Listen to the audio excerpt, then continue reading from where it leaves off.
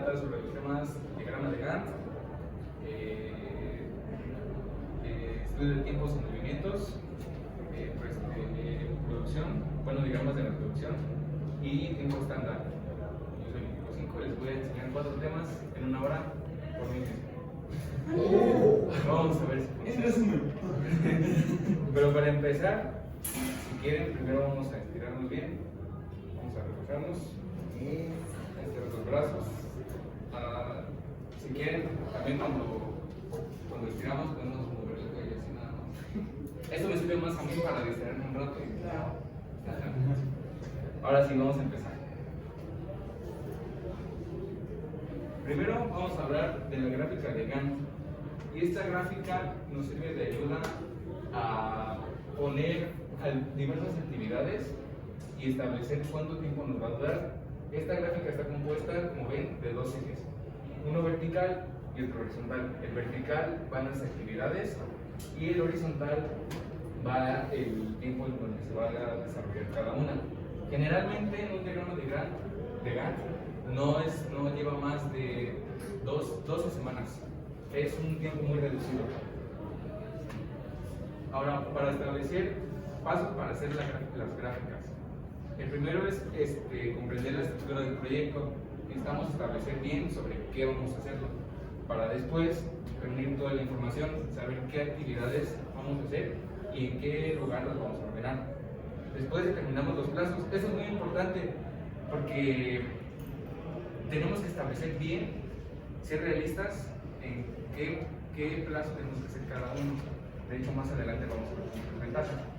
Para después programar las tareas y ajustar bien dichos plazos.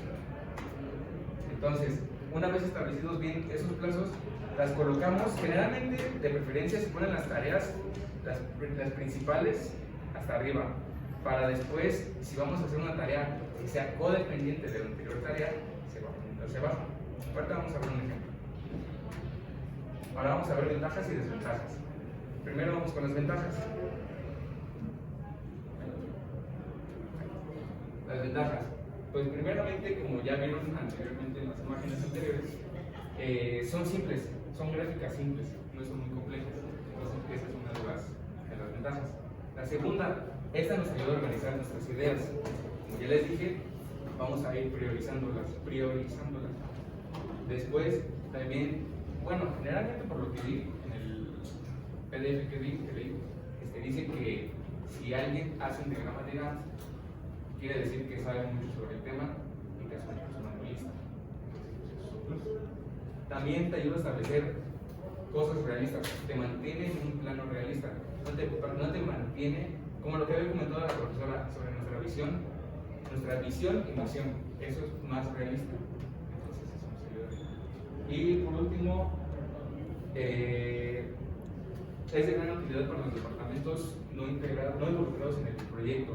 Si vemos que en todo lo que vamos a hacer hay algo que no cuadra en esta tarea, lo desechamos porque simplemente no es parte del proyecto. Entonces, pues, te ayuda a organizar. Ahora vamos con las desventajas. La desventaja es que si no te organizas bien, se te puede hacer muy complejo el diagrama y te va a dificultar un poco realizar cada tarea. Entonces, sí es importante organizar cada actividad que se va a hacer. La longitud no indica el trabajo, sino solo la temporalización. No te dice cuánto te vas a tardar en horas, solamente vienen días. Puede que en ese día el avance es 10 horas o 5 horas. Entonces eso es una desventaja de ese diagrama. Y se necesita una actualización constante. ¿A qué se refiere? A que tienes que ver el avance de tu proyecto. Si no lo tienes actualizado, se te va a hacer igual un revuelto. Y por último, es difícil de plasmar en una hoja. Esto no lo ven así porque pues, dicen, pues se ve aquí en la diapositiva ya. Pero si lo quieres hacer en una hoja, es muy largo, no se puede. Por más que se quiera, no se va a poder imprimir. Ahora vamos con una actividad para que lo entiendan más o menos. No la expliqué tanto y puse nada más letras, no puse la actividad como tal. Entonces tenemos la primera actividad que nos vamos a tardar 4 días. y aquí indica los predecesores inmediatos. Como les dije, hay algunas tareas que van a ser codependientes de las anteriores tareas. Entonces, esta no tiene, nos vamos a la siguiente. La actividad B tiene 10 días para hacerla, tampoco tiene predecesores. Nos vamos a la actividad C.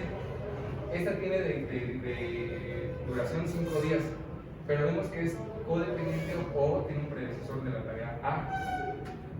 Entonces, si nos vamos al ejemplo, establecemos aquí que la tarea A se va a tardar 5 días. Entonces, aquí ponemos en este eje las actividades y aquí el tiempo. Aquí tenemos que se realiza la actividad A de 0 a 5 días, la actividad B de 0 a 10 días. Entonces, tenemos que la actividad C, como ya se dijo anteriormente, es predecesora de la actividad A. Entonces, después de determinar que es actividad A, pasamos a hacer la actividad C. Y después de hacer la actividad C, podemos pasar a hacer la actividad D y E, de las cuales, como se puede ver en este ejemplo, la actividad D va a durar 10, 20, 15 días, no, 25 días. Y la actividad E va a durar 10 días. Entonces, 15 días. No, pero es que son de aquí. 5, 10, así 15 días. Entonces, aquí por ejemplo, terminando la actividad E, podemos pasar también a la actividad G. La F no, la F establece que se acaba o se inicia más bien al término de la actividad B. Muy importante ver el tiempo. Por eso les decía que se necesita actualizar, porque si no se actualiza, no sabemos en qué momento ya se terminó esa actividad y por ende va a haber una desorganización. Entonces es importante organizar siempre los días de materia. Ahora vamos a el control en el diseño y planeación de sistemas de producción. Vamos a los sistemas de producción, pero primero les quiero decir qué es la producción. Bueno, ya lo hemos visto anteriormente, pero la producción es la toma de un insumo donde se transforma y se convierte en una salida o en un bien, un producto, el cual nos va a salir costeable. Vemos aquí, tomamos un insumo o una materia prima, la que ustedes quieran, la transformamos y la convertimos en un producto o en un bien costeable. El caso puede ser, por ejemplo, han visto que aquí generalmente hay chavos que, bueno, casi no se ve, ¿no? Que hay chavos que venden sus cosas. Por ejemplo, yo también. Yo vendo gelatinas. Entonces, mi materia prima es la gelatina. Si es de mazapán, pues el mazapán, galleta Oreo y así. Ese es el insumo. Se transforma y es donde llega aquí esta parte de la tecnología. Eso no es una industria, pero llega la tecnología industrial, mecanizada o automatizada. Trabajo en una industria. Entonces aquí llega el proceso de un transformar para después tener esto en una salida con un producto costeable, el cual es tangible y son productos generalmente contaminantes o desperdicios de residuos. Entonces, como lo puede ser la basura de la gelatina. Los objetivos de los sistemas de producción. Lo primero, el costo. Se tiene que hacer un costeo sobre lo que se va a consumir, sobre la materia prima, porque si te pasas de ese costo, no te va a convenir, no le conviene a la empresa. Para después checar la calidad del producto. Generalmente, algunas industrias no toman mucho la calidad. Hay otras industrias que no lo toman tanto, que dicen, pues si le bajo tantito a la calidad, el producto sale más costeable y es mejor, pero no, generalmente la calidad, bueno, eso es lo que nosotros debemos de tomar en cuenta, que la calidad es principalmente, es lo principal. Cumplimiento de entregas. Se debe de entregar el producto hacia los distribuidores. Exactamente, los distribuidores. Entonces, también se debe checar eso. Flexibilidad. Esto ya es más de la industria. Sobre, por ejemplo, me acuerdo que lo vi también en la administración, la anterior, la 1, sobre los sistemas de flexibilidad. Si una empresa, por ejemplo, tiene una máquina que se descompone, se la tiene que arreglar conforme a la flexibilidad, sobre ver cómo pueden arreglar eso, porque la industria no puede parar.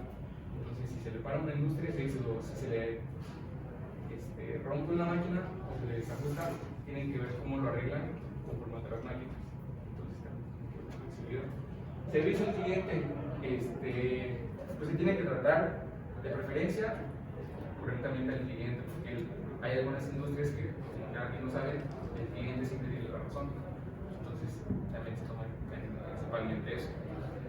Y por último, el medio ambiente. Eso es algo que se ha tomado de no mucho tiempo para acá, debido a la contaminación y al calentamiento global. Entonces, eso es también lo que buscan las empresas, que no haya mucha contaminación y que los residuos no sean mayores a los que pueden haber. O sea, tratan de reducir la contaminación. Ahora, diagramas de procesos de operación. En estos diagramas, generalmente hay dos símbolos. Bueno, van a haber muchos símbolos, pero hay dos: un círculo y un cuadrado. El círculo representa una operación, representa lo que se va a hacer, y el cuadrado representa una inspección, la cual es la comparación de esa pieza conforme a lo que dice la norma para determinar su calidad. Y aquí tenemos un ejemplo. Este es un poco más complejo, pero se puede explicar. Generalmente, cuando se lee un diagrama de proceso, se empieza de arriba y se ven unas líneas horizontales de acá. Si va de izquierda a derecha, son entradas de datos. Entonces, aquí se dice, bueno, ahí se ve el lugar donde se hace la empresa, el operario, la fecha, la actividad que se va a hacer. Hasta arriba está la palabra. Y aquí ya viene cada actividad que se va a hacer. Aquí dice, por ejemplo, acero rolado en frío. Entonces, aquí va todo el proceso para hacer ese acero. Aquí viene ya la operación, cada una, como les había comentado, cada uno de los círculos representa operación. Y aquí ya viene la inspección de ese producto de acuerdo a la norma que se va a hacer. Si se aprueba, se sigue otra operación. Y como ven aquí hay ahora una línea, pero del lado derecho, de derecha hacia la derecha. Entonces, esas son salidas de información. Entonces, se van anexando a la operación. Si va así, es entrada y salida. Digo, entrada de información. Si es así, es salida de información. Para al final obtener un producto final, y también igual nuevamente se hace una inspección de la calidad del producto para determinar si se puede sacar o no de acuerdo a la norma. Ahora vamos con el diagrama de proceso de flujo. ¿Qué es? Los diagramas de procesos de flujo son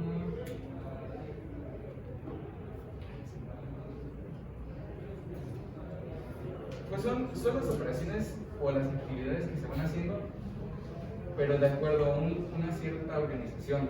Ahorita vamos a ver algunos tipos de diagramas de flujo, pero son generalmente algunos procesos que van de acuerdo a la actividad que se va a hacer. ¿Para qué sirve? Esta nos muestra el proceso de actividad que se va haciendo. El proceso de actividad que se va haciendo de acuerdo al tiempo establecido. Características y criterios. Como ya les dije anteriormente, en el anterior diagrama, igual se ven círculos y cuadrados para tener alguna simbología. Aquí en estas se necesitan otro tipo de simbología, como puede ser aquí otro cuadrado, un romboide, otro círculo y así.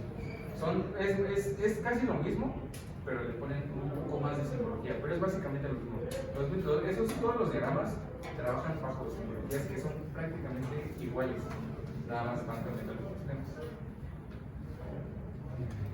Su estructura. Ay, ningún respiro. Su estructura. Como vemos, aquí hay un texto y nos dice que debe de indicarse claramente dónde inicia y dónde termina cada tema. Generalmente va de arriba hacia abajo. Generalmente, hay algunos que ahorita les voy a enseñar que no inician de arriba hacia abajo. Generalmente inician de arriba hacia abajo. Las líneas verticales u horizontales nunca deben de ser diagonales, como se ve en este ejemplo. ¿Por qué? Porque te puede perder un poco. Si ustedes lo ven, díganme, ¿me entienden más o menos? ¿Se entiende? No se entiende muy bien. No se entiende bien para dónde va y para dónde sí va. Entonces, eso es lo que no debe de hacerse. Tampoco se deben de cruzar las líneas de flujo con otros recuadros, incluyendo los conectores adecuados. Por ejemplo, aquí pues, se ve que está conectando con este, pero a la vez este conecta con este. Se están interconectando, pero también conectarse con este. Entonces te va revolviendo y no sabes para dónde va su proceso. Entonces no se debe de hacer. Tampoco se debe de fraccionar el diagrama con el uso excesivo de conectores. Por ejemplo, aquí hay 1, 2, 3, 4, 4 conectores para un mismo proceso. Entonces te revuelve un poco. Generalmente solo es un conector. Y por último, cada flecha representa el flujo de información o de dirección. Generalmente va hacia abajo. Ese está mal porque va hacia arriba, entonces no se debe hacer eso. Esto es lo que no se debe hacer. Ahora vamos con lo que sí se debe hacer. En el caso del diagrama que sobrepase una página, se debe de enumerar y emplear los conectores correspondientes. Por ejemplo, pero se debe de hacer. Todos los símbolos deben de tener alguna línea de entrada y de salida,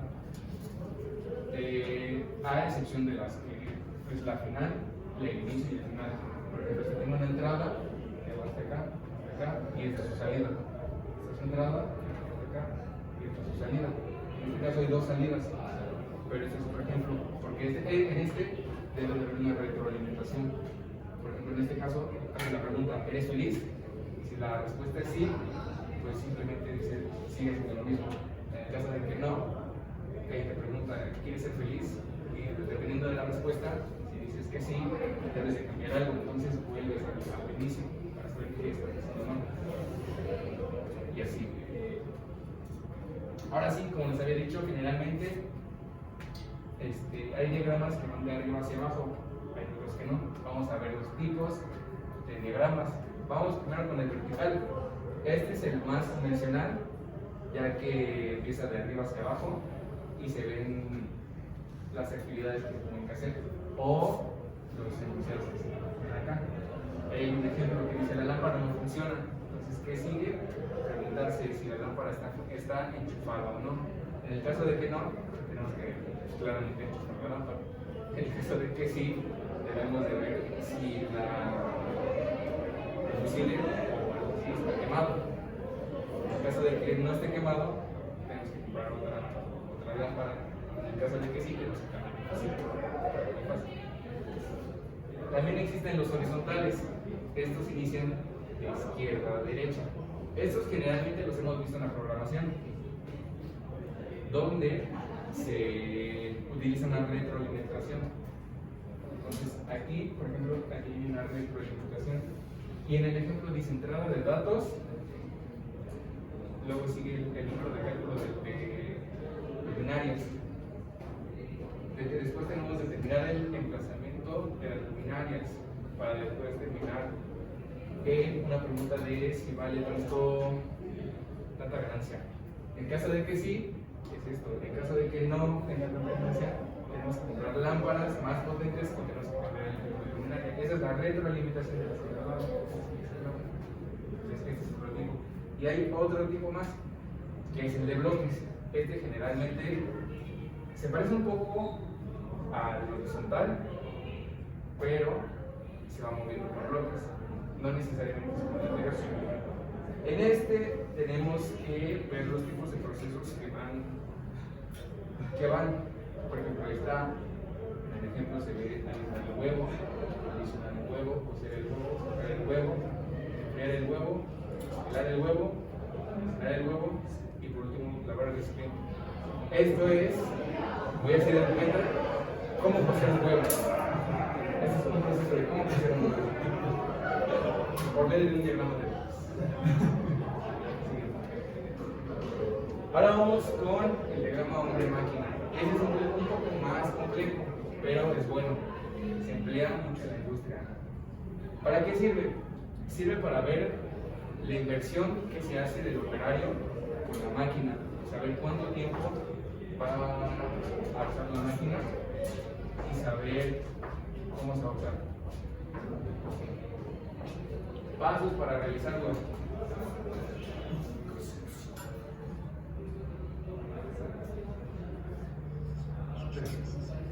Pasos para realizarlo. ¿Qué tenemos que hacer? Tenemos que ver qué máquina se va a ocupar y qué tiene que hacer el operario para esa máquina. ¿Qué es lo que se tiene que hacer?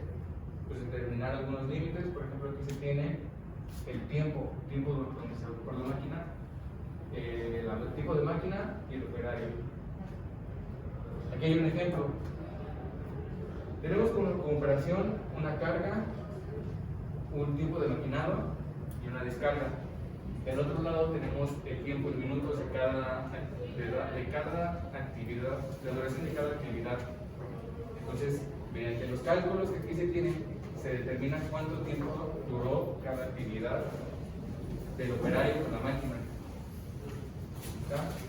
Y se hace una división. Se divide el número de minutos por hora sobre el número de minutos por pieza.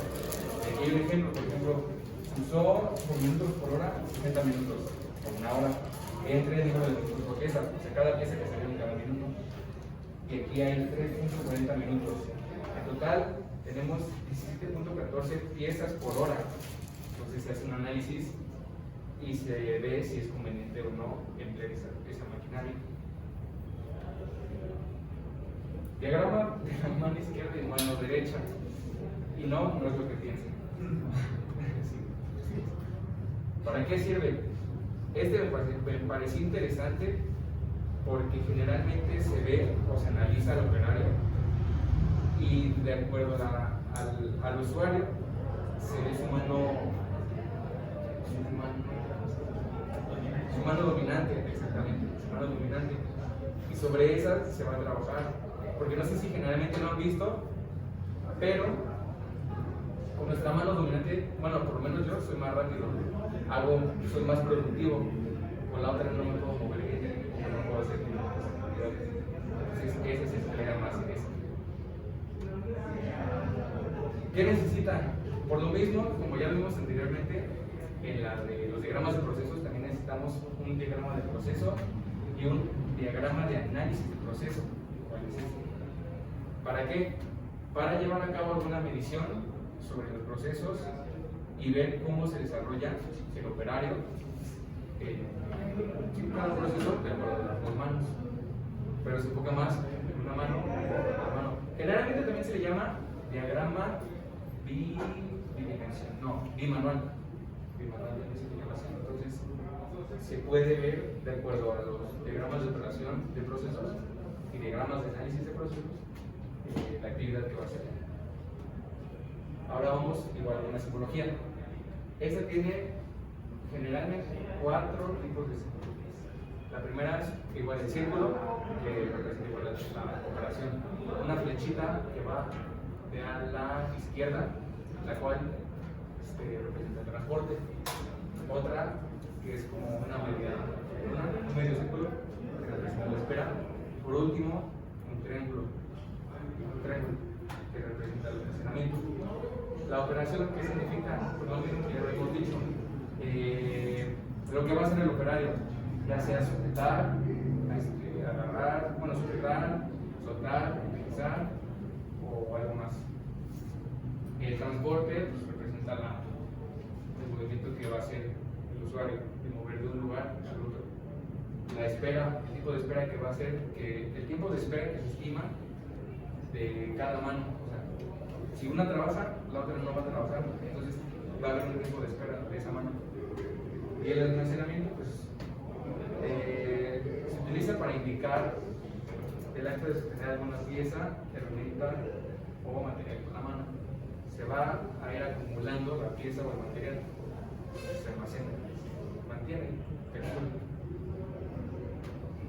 Y aquí tenemos algunos ejemplos. Aquí está el operario, aquí está la actividad, el lugar, el horario, la fecha, y aquí está descripción mano izquierda. Entonces tenemos primero que hay dos flechas a la izquierda que les había dicho que era transportar. Entonces, ¿qué es lo que va a hacer? Primero va a transportar la caja de un lugar a otro. ¿Para qué? Para después agarrar esa caja y retirar o agarrar el material que contiene esa caja. Y después entonces se traslada ese material que se tiene hacia el área de trabajo, para después otra vez almacenar ese material, el servicio trailer, almacenarlo, y otra vez se vuelve a hacer una operación, se vuelve a montar el material. Después se acumula, aquí dice que se coloca dentro de unas bases. Entonces, en esas bases se vuelve a acumular el material y al final todo esto se transporta.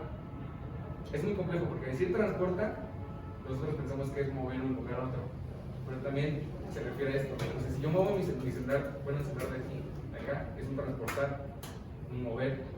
Entonces, todo eso se tiene que poner aquí. Entonces, es complejo porque tienes que definir cada elemento, cada acción que vas a hacer. Entonces, tienes que mover la tapa, cerrarlo. Aquí dice que igual se le almacena aquí, se agarra la tapa para después llevar todo al almacén. Se coloca sobre una base, lo que dice que se espera para al final de guardarlo.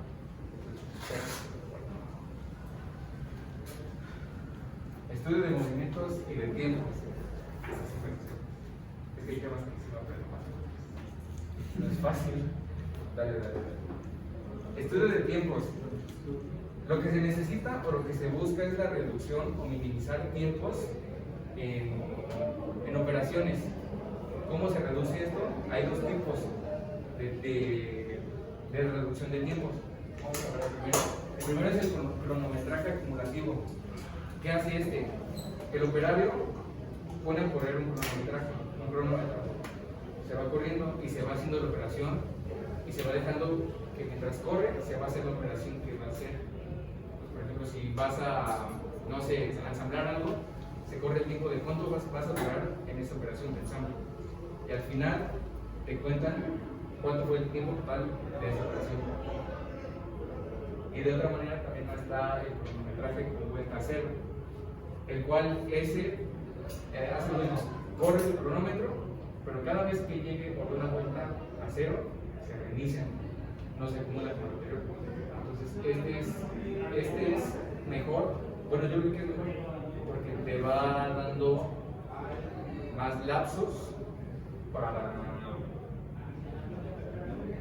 más lapsos detallados sobre cada actividad. No es como la otra, como se va acumulando, te vas perdiendo las actividades que vas haciendo. Esta no, esta te dice, tardaste tanto en esto, tardaste tanto en esto, tardaste tanto en esto. Te detalla más. El objeto del estudio de tiempos, como ya lo había comentado, es la disminución de tiempos perdidos. Porque generalmente en cada operación que se va a hacer hay tiempos perdidos. Entonces lo que se busca es reducir esos tiempos muertos, porque no le ayuda a la empresa. Entonces ese es su objetivo. Para realizar un estudio de tiempos se debe primeramente descomponer el trabajo de cada elemento. Se debe de saber cuánto va a ser el tiempo de cada operación, para después desarrollar un método para cada elemento, ya sea como los que vimos de vuelta a cero o el acumulativo. Es dependiendo del análisis que se haga para ver cuál es el mejor. Para después se selecciona y se capacita al trabajador, se le da la orden o la instrucción de cómo va a ser la actividad, porque si él no sabe, pues primero se lo saca de uno. Entonces, primero tiene que ya estar establecido y saber qué se va a hacer. Se tiene que capacitar al trabajador. Y después se muestrea el trabajo, se tiene que ver el análisis del producto. Y se establece un estándar. Entonces tenemos que, de acuerdo a esa operación, tenemos que checar cómo estuvo el análisis y establecer un proceso. Ahora vamos con el estudio de movimientos. El estudio de movimientos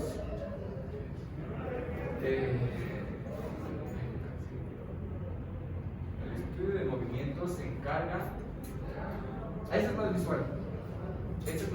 Este como ven, pues se ve todos los procesos que se van haciendo en una línea de ensamble, por ejemplo aquí. Entonces es más visual. Definimos por movimientos a la operación que se va a hacer también. Si se ve aquí, hay 1, 2, 3, 4 movimientos, bueno, 5 movimientos. Entonces, ese es más visual. ¿A qué se refiere? A que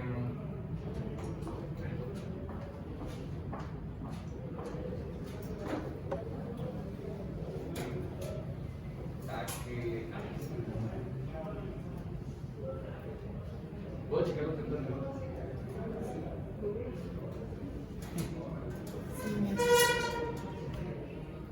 Como se escucha la voz un poquito bajita, te das cuenta que estoy observando. O sea, sí se nota que super estudiaste, ay, lo estoy diciendo bien, muchísima información, muchísima. Incluso la estás dando muy, muy detallada los ejemplos. Para ti solo, pues, incluso sin ejemplo, o nada más.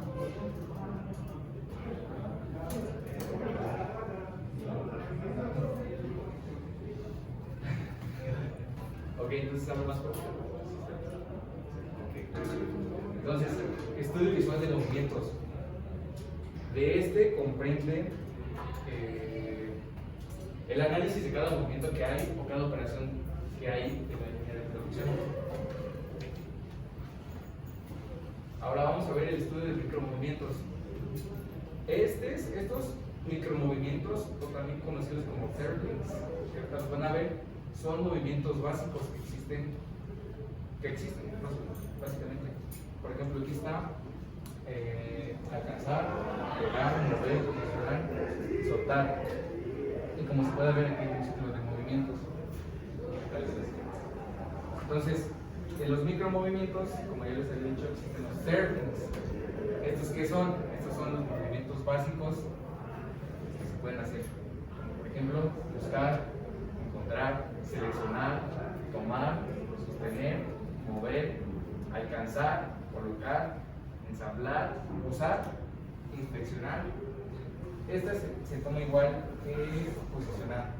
Esta de colocar en posición, soltar, demora inevitable, demora evitable, planear y descansar. Ahorita vamos a ver unos ejemplos. Dentro de los thermals existen dos tipos, los efectivos y los no efectivos. ¿De qué sirven los efectivos? Estos ayudan mucho al proceso que se va a hacer generalmente. Entonces, dentro de los efectivos, y ojo, mucho ojo, porque esta es pregunta de bueno, del que les voy a hacer ahorita, de la actividad. Están los thermals efectivos, los cuales son alcanzar, mover, tomar, soltar, preposicionar, usar, ensamblar y desensamblar. ¿A qué se refiere cada uno? Pues como viene en la tabla. Alcanzar, pues moverte y descansar. Mover, no es necesario explicarlo, ¿no? También tomar, soltar, preposicionar, usar, ensamblar y desensamblar. Están los no efectivos, mucho ojo. Está buscar, seleccionar, posicionar, inspeccionar, planear. Están los retrasos inevitables, retrasos evitables, descanso para contrarrestar la fatiga y sostener. Siguiente. El objetivo de los movimientos o el estudio de movimientos es que generalmente, queriendo o no, en la empresa va a haber hay tolerancias. ¿Qué son las tolerancias? Pues es el tiempo que se da, estimado más o menos, de la interrupción del proceso. Por ejemplo, si un operario se mueve, hace movimiento de mover algo, o mueve algo constantemente, pues al final se va a cansar, entonces vamos a tener fatiga. Entonces, lo que está buscando el estudio de movimientos es que esa fatiga no esté. Entonces, busca reducir eso y ya nada más se tome de inmediato, no se tengan que mover de un lugar a otro, nada más se toma. Entonces, se hace ese estudio de movimientos para reducir esos movimientos innecesarios. Ahora vamos con ya lo último, ya el tiempo estándar. No, pero.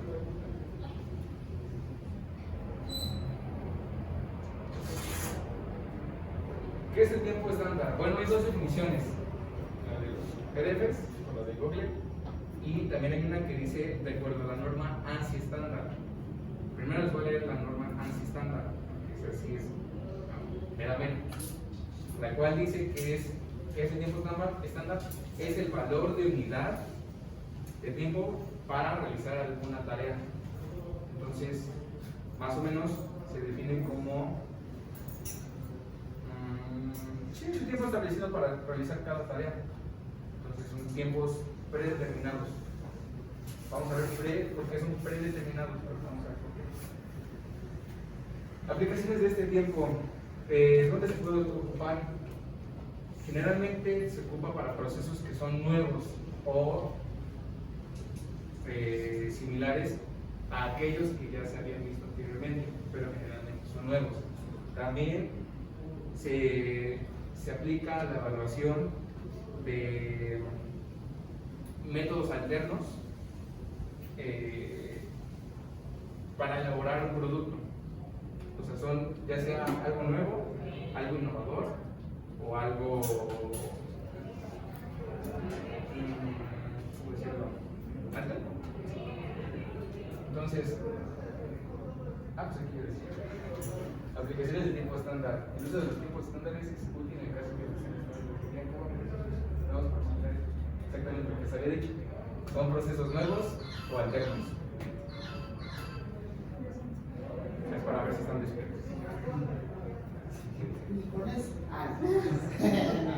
Ahora, para terminar, las necesidades y los costos de mano de obra directa se debe de.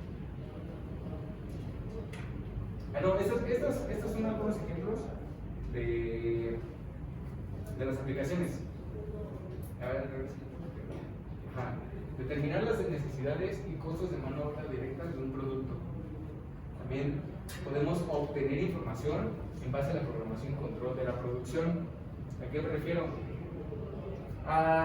Debido al análisis que se puede hacer en los estudios anteriores, podemos obtener más o menos cómo va a ir la información de este producto o de este proceso.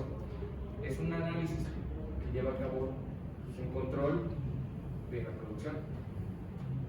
También sirve para evaluar métodos de producción alternos para elaborar otros artículos de ninguna mejor eficiencia. Como ya se los había comentado, los tiempos estándar generalmente se aplican a productos alternos o nuevos. Entonces, sirve. Y por último, también sirve para estimar tiempos de producción cuando existe algún cambio en la materia prima, que el producto salió diferente a lo que queríamos hacer. Entonces, se aplica este tiempo estándar. Se aplica más o menos lo que tenemos que hacer para que esa materia salga o sea un producto como la que anteriormente hemos tenido. Por ejemplo, poniendo un ejemplo, igual volvemos a lo mismo, de que yo vendo gelatinas. Si por ejemplo al final no consigo tener la materia prima que es la grenetina como tal y tengo otra grenetina, entonces tengo que hacer un análisis, un estudio de cómo hacer para que esa grenetina salga igual que la que yo tengo. Pero por ejemplo la hago en la mañana, a las 6 de la mañana, y tengo que llegar a la escuela a las 7, no va a salir porque si la anterior, ponle tú, se me hacía bien en una hora, tengo que hacer un análisis de saber si esa se me va a hacer en una hora o no. Entonces se tiene que evaluar más o menos ese tiempo. Tienes que establecer un tiempo, una tolerancia, porque te puede salir o puede que no. Y por último, para determinar la capacidad de planta. Esta es más compleja porque va más a la industria, no tanto a un sector más chiquito, más a la industria. Se ve bien la maquinaria que tiene cada producto. Ahora, técnicas para la elaboración de un tiempo estándar. Como ya les había dicho, el tiempo estándar tiene algunas tolerancias, pero esas tolerancias están hechas de tiempo básico, tiempo suplementario y tiempo improductivo. Veamos primero qué es el tiempo básico. El tiempo básico se calcula a partir de los tiempos elementales de cada tarea de trabajo. ¿A qué me refiero? En el ejemplo se ve un niño que va a cargar una caja. Puede haber diferentes opciones para alzar esa caja, pero al final vas a tener un tiempo. Puede que en una te tardes más o te tardes menos. Entonces se debe de ver ese tiempo en cómo se va a cargar la caja. Es muy simple, pero pues más complicado tratando. Tiempo suplementario.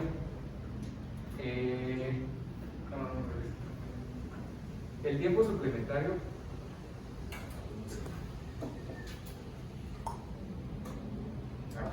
este tiempo suplementario se calcula en base al tiempo básico que ya se vio anteriormente, pero se establece a través de un estudio que hace cada empresa. A simples rasgos, el tiempo suplementario es la adición del tiempo básico, pero ya establecido algún proceso. Y por último tenemos el tiempo improductivo. Como vemos, se puede dividir en dos: por deficiencia de la dirección, que eso ya tiene que ver con la empresa, no tanto como el operario, como se va a ver a continuación. Pero por ejemplo, por deficiencia de la dirección, ¿a qué se refiere? Por ejemplo, a falta de planificación. ¿A qué se refiere? A que no se organizaron bien los temas, los tiempos, malas condiciones de trabajo, que el lugar no es adecuado para trabajar bien, o un cambio improvisado, que a la mera hora dicen en la planta, ¿saben qué? Surgió un inconveniente con esta máquina, entonces tenemos que hacer un cambio y redirigir el proceso, ya no podemos hacerlo así. Entonces, eso es un tiempo productivo, el tiempo que se va direccionando. Ahora sigue por parte de la deficiencia de trabajadores. Ya tiene que ver ahora sí con el trabajador. Que el trabajador, por ejemplo, llegue tarde o pierda tiempo en la actividad, a eso se le adiciona al trabajador. También está la parte de las ausencias o repeticiones por descuido del trabajador. Si el trabajador se me lesiona o está haciendo mal la operación, vamos a perder el tiempo. ¿Por qué? Porque el trabajador ya se lastimó, entonces tenemos que ir a llevarlo a que se recupere o a que se ponga bien. Entonces perdemos tiempo ahí. Y por último también tenemos acciones por negligencia, que eso también es parte del trabajador. Una cosa es el descuido y otra parte es la negligencia. El descuido es que ya fue externo a él. Por ejemplo, había una gotera, el trabajador no se fijó, puso la escalera, se cayó pero por la gotera. La negligencia es diferente. La negligencia es el clásico ejemplo, que estás moviéndote con la silla y al final no la mides bien y te caes. Si ya sabes que te vas a caer, ¿qué lo haces? Eso es negligencia. Saber que algo está mal y no hacer eso. Entonces, eso también se le adiciona. Ahora seguimos con las tolerancias, las cuales son la magnitud del tiempo adicional tolerable que se le aplica al tiempo normal. ¿A qué me refiero? Vamos a ver a continuación. Tipos de tolerancias podemos poner en primer lugar necesidades personales. Somos humanos, tenemos que ir al baño, entonces como tolerancia en ese tiempo de la operación tenemos que tomar en cuenta que vamos a ir al baño. Perdemos ahí que 5 minutos más o menos, dependiendo de cada persona. Entonces se hace también se hace un análisis de cuánto es más o menos el tiempo. Hay personas que también se pasan de lista y no van al baño, nada más dicen voy al baño y se le adiciona más tiempo innecesario a la producción, entonces se tiene que tomar en cuenta eso. La fatiga, como ya les había comentado anteriormente, el operario se está moviendo o se está trasladando de un lugar a otro y al final sí te vas a cansar, pero pues no va a ser tanto. Hay personas que sí lo ocupan de pretexto, pero no es tanto así, entonces se tienen que tomar en cuenta también eso. Demoras inevitables, ¿a qué se refiere? A que estás trabajando en una ensambladora, ¿no? Y de tanto que estás trabajando puede llegar a que la máquina se te descomponga. ¿Qué se hace en ese caso? Ir a un técnico a reparar esa máquina. Entonces ahí se tiene una demora inevitable, ya no tiene que ver con el operario. Pero en el otro lado está la demora evitable, es así, que el operario, por ejemplo, se fue a comer, o se fue a dar la vuelta, o hizo cualquier otra cosa que no tiene que ver con la producción, entonces retrasa también eso, entonces también se toma por una tolerancia. Y ya por último, pasos a seguir en la elaboración de tiempos estándar. Vamos a ver. No, pasos a seguir en la elaboración de tiempos estándar. Primero, se tiene que analizar el tipo de proceso que se va a hacer, para después irte a detallar o controlar la actividad, tener que hablar con tus operarios para ver cómo va a estar la operación. Y después, de acuerdo a eso, se tienen que medir los tiempos, se tiene que ver y hacer los cálculos de las tolerancias que se van a hacer, para después ejecutar ahora sí el proceso. Y por último, se recopila toda esa información y se planea para ver si se continúa haciendo el mismo proceso o ese proceso te dio más tiempo de lo necesario y no te conviene. Entonces, pues, así se realiza la operación. Y ya por último, a ver si los cálculos de tiempo estándar. Son muchos métodos. La verdad es que les puedo meter más métodos, pero es innecesario, son los mismos. Nada más les comento los métodos que pueden haber para elaborar tiempos estándar. Está el estudio de cronómetros, tiempos determinados, predeterminados, expectativas razonables, muestreo de trabajo, desarrollo de datos de tipos, de datos tipo, registros históricos, videos y ruptura de circuito electrónico. Y ya. Ay, sí,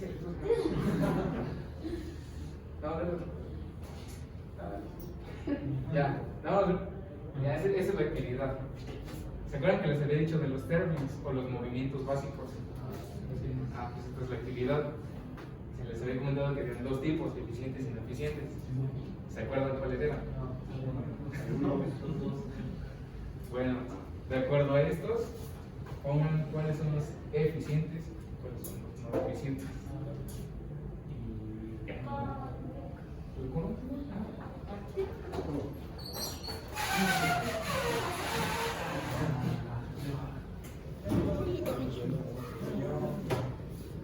Oigan,